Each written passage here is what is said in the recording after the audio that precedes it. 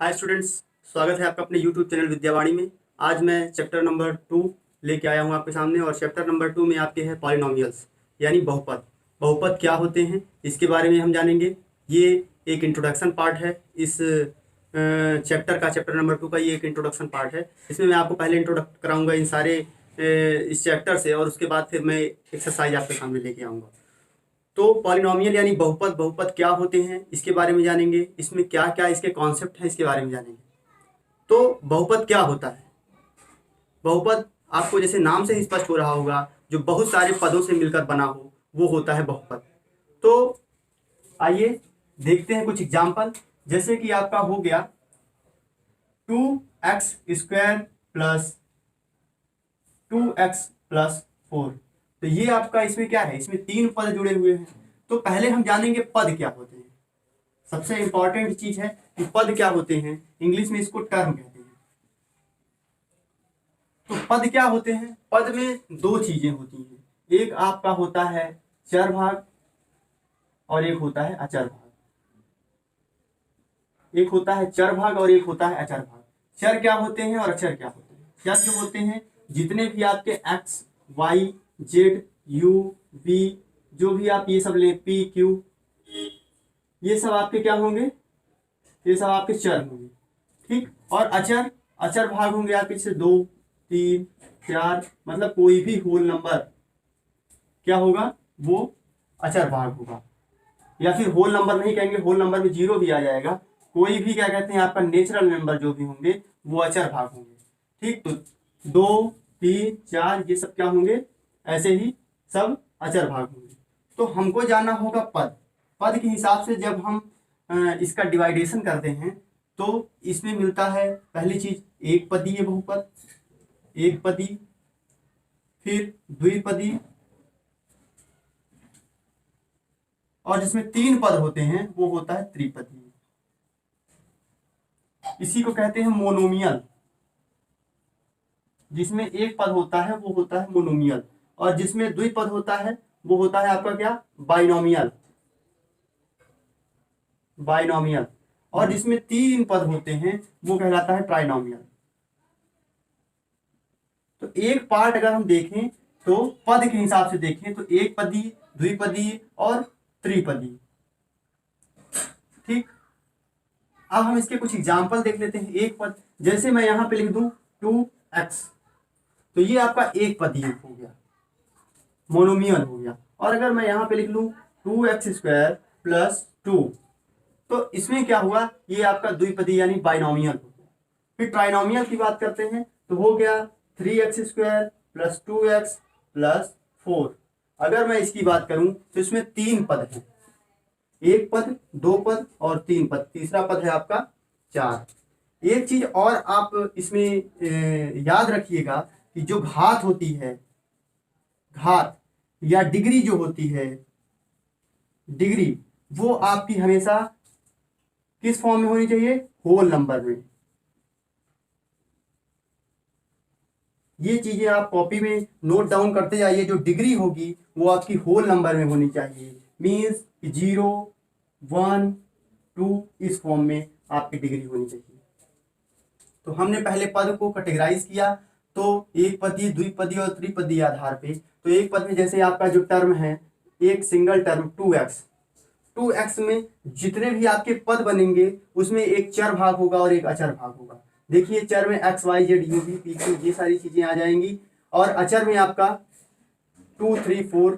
तो ये इसको कोफिशिएंट भी कहते हैं, अचर को कोफिशिएंट कहते हैं, ठीक, याद रखिएगा। और चर को वेरिएबल कहते हैं, ठीक। तो वेरिएबल और कोफिशिएंट से मिलके आपका बनता है टर्म। जब वेरिएबल और कोफिशिएंट मिलेंगे, जैसे आपका एक इसमें जो है कोफिशिएंट है 2 क्या है आपका, कोफिशिएंट है, और जो x है वो है आपका वेरिएबल।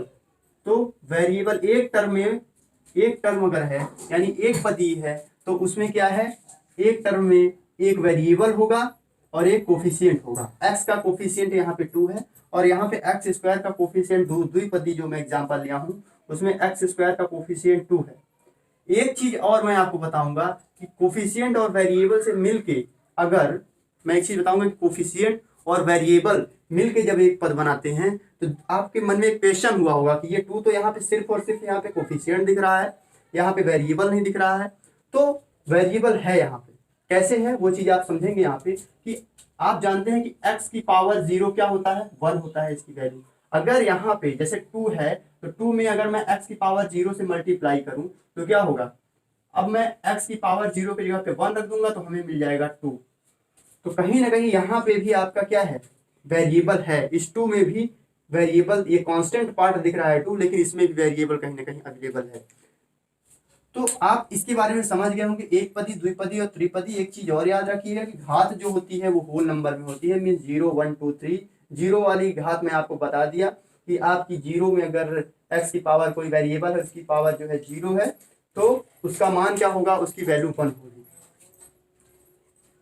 फिर एक चीज और आप याद रखिएगा कि कभी भी जैसे आपका ये वेरिएबल है, जैसे आपका ये बहुपद है, बहुपद हमेशा किस फॉर्म में होता है, ये चीज याद रखिएगा। तो बहुपद होता है ax² प्लस bx और प्लस c, मतलब ये द्विघात बहुपद है। और द्विघात बहुपद का ये समीकरण है, द्विघात बहुपद का जो समीकरण है वो ये है कि ax² plus bx plus c, मतलब आपका द्विघात बहुपद का जो फॉर्म है वो इस फॉर्मेट में होगा, ax² plus bx plus c। एक चीज यहाँ पे और याद करिए, रखिएगा आप लोग कि a कभी भी 0 नहीं होना चाहिए। क्यों?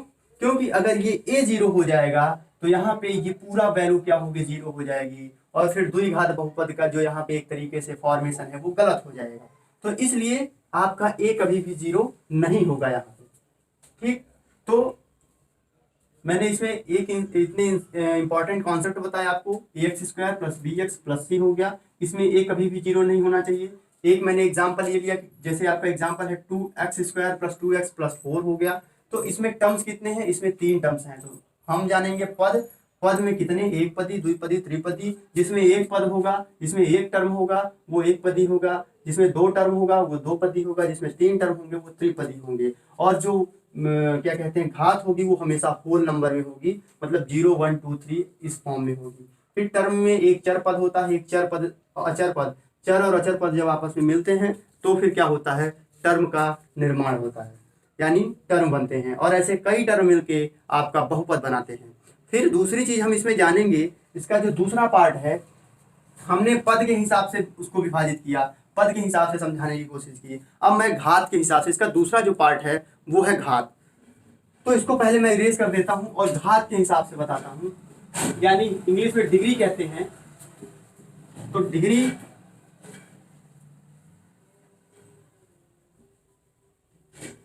जैसे मान लीजिए कोई आपके पास एक पदी है ax, या फिर मान लीजिए 2x से लिखा हुआ है, तो इसकी डिग्री क्या है, डिग्री क्या होती है, डिग्री जो होती है किसी भी पद की या बहुपद की मैक्सिमम पावर, जो मैक्सिमम पावर होती है वही डिग्री होती है। तो क्या लिखेंगे आप, बहुपद की अधिकतम पावर या फिर घात, उसकी क्या होती है, डिग्री होती है, डिग्री होती है। ये चीज आप लोग नोट डाउन कर लीजिए कि जो बहुपद है उसकी जो अधिकतम पावर होगी वो उसकी क्या होगी, डिग्री होगी।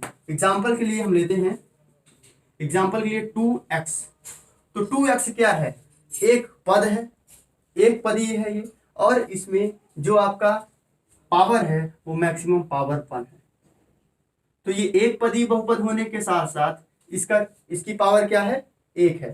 तो इसको जब विभाजित करेंगे घात के आधार पे यानी डिग्री के आधार पे, तो ये क्या होगा, रैखिक होगा। क्या होगा, रैखिक, यानी लीनियर होगा, इसे हम लीनियर कहेंगे। ठीक, तो जो अधिकतम घात होगी, जैसे कि इसको आप पद से कंफ्यूज मत करिएगा, जैसे आपका 2x प्लस 2 है ना, तो ये भी आपका रैखिक ही होगा। क्यों, क्योंकि इसकी अधिकतम घात क्या है, इसकी अधिकतम घात 1 है, तो ये आपका रैखिक होगा। अब जैसे मैं क्वाड्रेटिक की बात करूं या फिर द्विघात बहुपद, तो द्विघात बहुपद क्या होगा, जिसकी अधिकतम पावर क्या होगी, 2 होगी। तो डिग्री क्या होगी, हमेशा होल नंबर में होगी, ये मैं आपको बता चुका हूं, इसको आप लोग याद रखिएगा 2x² प्लस 3x प्लस 4 इस फॉर्म में लिखा हुआ है। तो ये आपका क्या है, ये आपका द्विघात बहुपद है। क्या है, द्विघात बहुपद। क्यों, क्योंकि इसकी अधिकतम घात क्या है, अधिकतम घात या डिग्री क्या है इसकी, 2 है। तो ये क्या, ये क्वाड्रेटिक हो जाएगा। अब जैसे मैं अगला एग्जांपल लूँ त्रिघात बहुपद का, जैसे 4x³ plus 2x² plus 4x is equal to मैं 6 ले लूँ, ठीक। तो इसको जगह अगर आप लेफ्ट हैंड साइड लेके आएंगे तो -6 हो जाएगा। तो ये आपका त्रिघात बहुपद होगा। क्यों त्रिघात बहुपद होगा, क्योंकि इसकी मैक्सिमम पावर क्या है, 3 है। तो ये हो गया आपका घात के आधार पे। जैसे मैंने बताया घात भी बता दी कि घात क्या होती है। घात जो होती है, अगर मैक्सिमम पावर जिसकी 1 हो वो रैखिक होगा, ठीक। और जिसकी मैक्सिमम पावर 2 होगी वो द्विघात बहुपद होगा। फिर त्रिघात बहुपद होगा जिसकी मैक्सिमम पावर 3 होगी। तो बहुपद की अधिकतम पावर उसकी क्या होती है, डिग्री होती है।